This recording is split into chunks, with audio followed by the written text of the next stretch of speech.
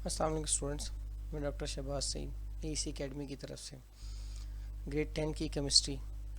Chapter number 9 का topic law of math section लेकर हाजिर हुआ हूँ। लॉ ऑफ मैथ सेक्शन गिल्बर्ग और वेज ने 1869 में पेश किया था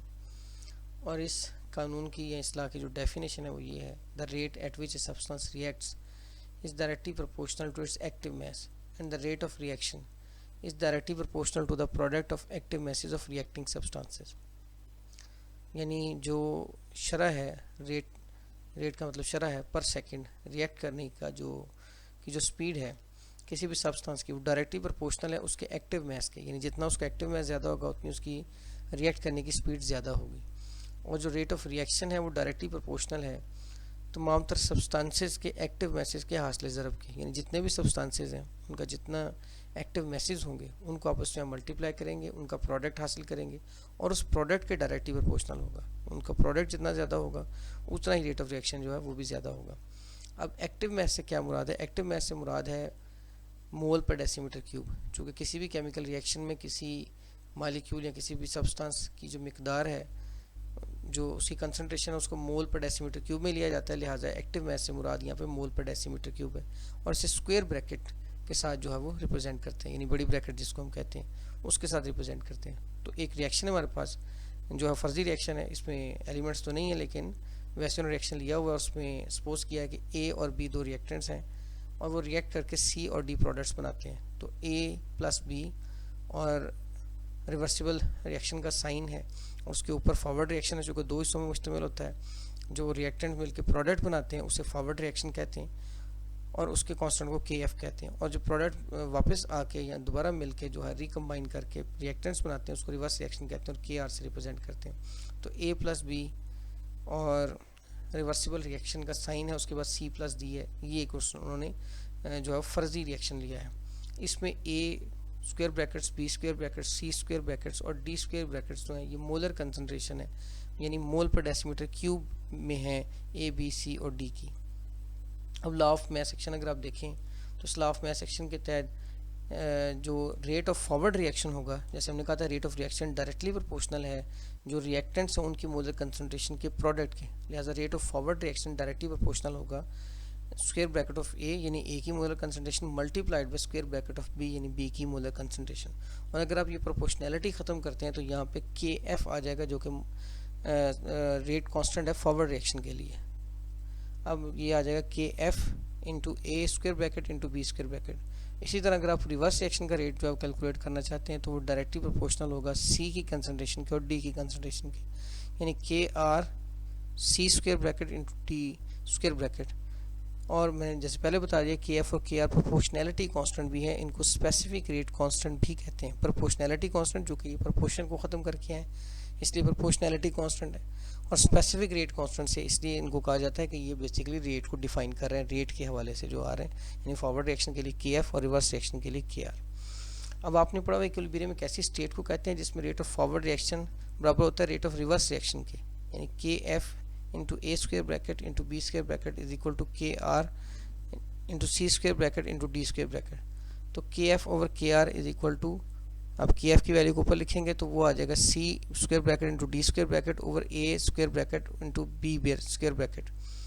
और K F over K are जो है चूँकि दो कांस्टेंट है तो उनकी जो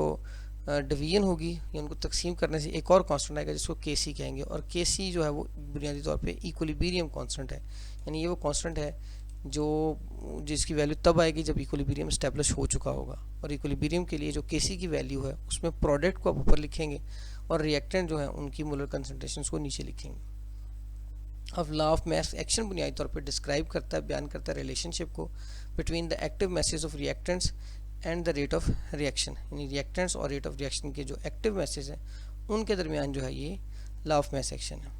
अब इसकी एक डेरिवेशन है, यानी इसमें मज़ीद थोड़ा सा इजाफा किया कि आमतौर पे कोई रिएक्शन इस तरीके का होगा कि एक एटम या एक मालिक्यूल दूसरे एटम या दूसरे मालिक्यूल से मिलेगा और मज़ीद चीज़ें बनाएगा। लेकिन अगर नंबर ऑफ़ मोल्स एक से ज़्यादा हों, यानी नंबर ऑफ़ मोल जो है वो ज़्यादा हों, जैसे आपके पास इक्वेशन है कि N2 + 3H2 is equal to 2NH3। अब यहाँ पे नाइट्रोजन का तो एक ही मालिक्यूल है लेकिन हाइड्रोजन के 3 मालिक्यूल हैं और उधर अमोनिया के जो हैं 2 मालिक्यूल बंद हैं। तो इस तरह उनका जो नंबर ऑफ मोल्स हैं वो ज़्यादा है, तो उसके लिए भी हमने इक्वेशन ड्राइव करनी है कि अगर नंबर ऑफ मोल की तादाद एक से ज़्यादा हो तो फिर हम क्या करेंगे। अब उसके लिए उन्होंने एक इक्वेशन जो है वो यहाँ पे दी हुई है। नंबर ऑफ मोल्स अगर एक से ज़्यादा हैं तो उसके लिए उन्होंने इक्वेशन जो है वो हमें दी हुई है कि फ़र्ज़ करें ए रिएक्टेंट है और उसकी जो नंबर ऑफ मोल्स हैं उसको हम स्मॉल ए से रिप्रेजेंट करेंगे, और बी रिएक्टेंट के नंबर ऑफ मोल्स को स्मॉल बी से रिप्रेजेंट करेंगे, और रिवर्सिबल साइन के बाद सी जो रिएक्टेंट है उसके नंबर ऑफ मोल्स को स्मॉल सी से, और डी कैपिटल डी जो रिएक्टेंट है उसकी मिकदार को या उसके नंबर ऑफ मोल्स को स्मॉल डी से रिप्रेजेंट करेंगे। अब ये भी बिल्कुल वैसे ही जो है उसी तरीके से केसीएम निकालेंगे, लेकिन फ़र्क ये है कि यहाँ पे हम ये कहेंगे कि जो नंबर ऑफ मोल्स हैं उनको उनकी मोलर कंसंट्रेशन को जो हम केसी में जो रिप्रेजेंट करते हैं उसकी पावर के तौर पे इस्तेमाल किया जाएगा। तो इसकी डेफिनेशन हम इसके लिए जो थोड़ी सी मॉडिफिकेशन होगी उसको हम इस तरह से बयान करेंगे। According to this law the rate of a chemical reaction is directly proportional to the product of molar concentration of is reactant raised to the power equal to the number of moles in balance chemical equation of the reaction, कि यानी कि जो rate of chemical reaction है ये directly proportional है molar concentration के, reactants की molar concentration के, और उनकी पावर को बढ़ा दिया जाएगा। रेज टू द पावर का मतलब उनकी पावर बना दी जाएगी to the number of moles, उन नंबर ऑफ मोल्स को in a balance chemical equation of the reaction, जो रिएक्शन की बैलेंस केमिकल इक्वेशन में, यानी बैलेंस केमिकल इक्वेशन में जो नंबर ऑफ मोल्स जाहिर हो रहे हैं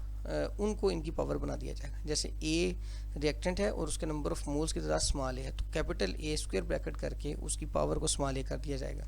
और कैपिटल बी को स्क्वायर ब्रैकेट करके उसकी पावर को स्मॉल बी कर दिया जाएगा।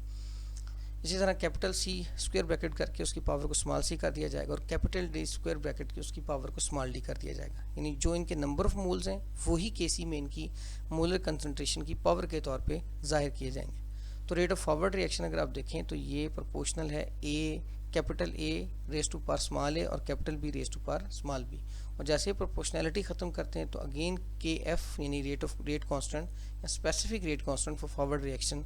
के एफ आ जाता है, और A raise to power small bracket और B raise to power small B, A raise to power small A और B raise to power small B आ जाएगा। इसी तरह अगर आप रिवर्स रिएक्शन के लिए कैलकुलेट करेंगे तो आर स्मॉल आर यानी कि rate of reverse reaction is directly proportional to capital C square bracket raise to power small C और capital D square bracket raise to power small D है। और अगर आप इसकी प्रोपोर्शनैलिटी ख़त्म करते हैं तो एक इक्वल टू का साइन आ जाएगा और एक K R specific rate constant for reverse reaction आ जाएगा, और ये C raise to power small C और D raise to power small D हो जाएगा। अब अगेन हम कहते हैं कि इक्विलिब्रियम एक ऐसी स्टेज है जहाँ पर रेट ऑफ फॉरवर्ड रिएक्शन जो है वो इक्वल हो जाता है रेट ऑफ रिवर्स रिएक्शन के, लिहाजा दोनों की वैल्यूज आप प्लेस करेंगे K F a capital A raise to power small A और capital B raise to power small B, और K R capital C raise to power small C, यहाँ पर सी आना था गलती से लिखा हुआ, और capital D raise to power small D D आना था, लेकिन इसको निचली इक्वेशन में ठीक किया हुआ है। तो K F over K R is equal to C raise to power capital C और D raise to power capital D, जैसे हमने पहले किया था कि प्रोडक्ट्स के ऊपर रखा था, और रिएक्टेंट्स पर डिवाइड कर दें capital A raise to power small A और capital B raise to power small B. अब K F over K are जैसे पहले हमने कहा था कि ये दोनों कांस्टेंट्स हैं और दोनों कांस्टेंट की रेशो भी एक कांस्टेंट होगी जिसको हम इक्विलिब्रियम कांस्टेंट कहते हैं, और वो के सी कहलाता है। तो के सी इज इक्वल टू के एफ ओवर के आर ये हम कहेंगे। तो ये जो एक्सप्रेशन हमारे पास के सी की आ गई है ये एक जनरल रिएक्शन के लिए कि अगर आपके पास कोई रिएक्शन ऐसा है जिसके नंबर ऑफ मोल एक से ज़्यादा हैं, जैसे आप देखें N2 plus O2 sign of reversibility और ये 2NO होगा, तो यहाँ पे NO जो है उसके 2 नंबर ऑफ मोल्स हैं। तो जैसे नंबर ऑफ मोल्स अगर एक से ज़्यादा हों तो हम ये जनरल इक्वेशन जो है वो इस्तेमाल करते हैं। उम्मीद है रिएक्शन आपके लिए ये टॉपिक है ये आपके लिए मददगार साबित होगा, और आप इस वीडियो को शेयर कीजिए, लाइक कीजिए और इस चैनल को सब्सक्राइब कीजिए और बेल आइकन को क्लिक कीजिए ताकि मज़ीद आने वाले लेक्चर आसानी से आप तक पहुंच सकें। अल्लाह हाफ़िज़।